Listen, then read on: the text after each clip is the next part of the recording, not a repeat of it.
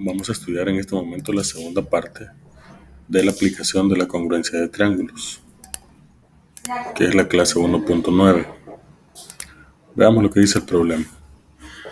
Carlos participará en una competencia de patinaje que se realizará en los próximos días y ya tiene lista su rampa para practicar. Su primo José se ha motivado y quiere construir una rampa similar a la de Carlos, pues también quiere participar en la competencia. Carlos le envió una fotografía con la información que se muestra en la figura y le comenta que la medida del ángulo entre los lados proporcionados es 13 grados. ¿Cómo podría hacer José para elaborar la rampa con los tres datos proporcionados por Carlos?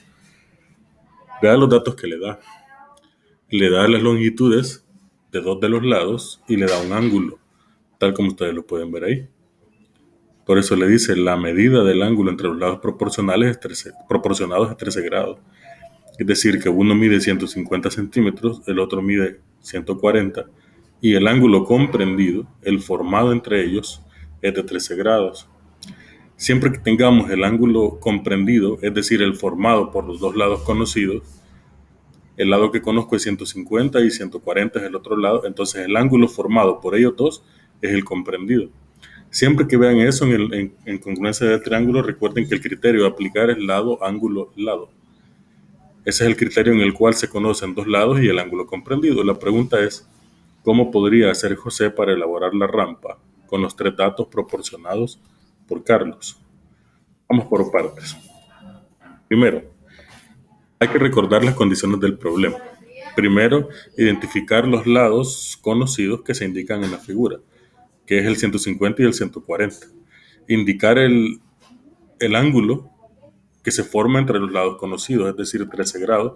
Aquí tenemos la figura, ustedes deben reconocer que aquí se forma un triángulo y el ángulo entre ellos es el de 13 grados. Entonces aquí tenemos ya la figura, que forma este triángulo, un lado de 150, otro lado de 140 centímetros y el ángulo comprendido entre ellos es de 13 grados.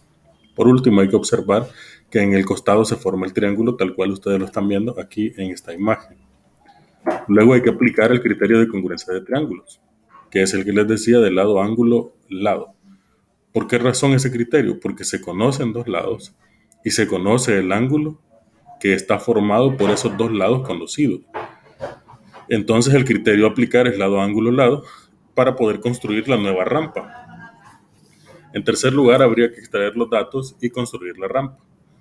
Para eso, obviamente, lo que tendría que hacer es medir y cortar las piezas según las medidas indicadas. Entonces aquí tendría que formar un triángulo, dibujarlo exactamente con las medidas que ahí están y luego cortar las piezas. Por último, colocar las piezas cortadas, la primera como base y la segunda de tal manera que la intersección entre ambas forme 13 grados, es decir, que quede exactamente igual que esto, ya dándole forma. Por último, ustedes van a realizar algo similar en los problemas de la página 114.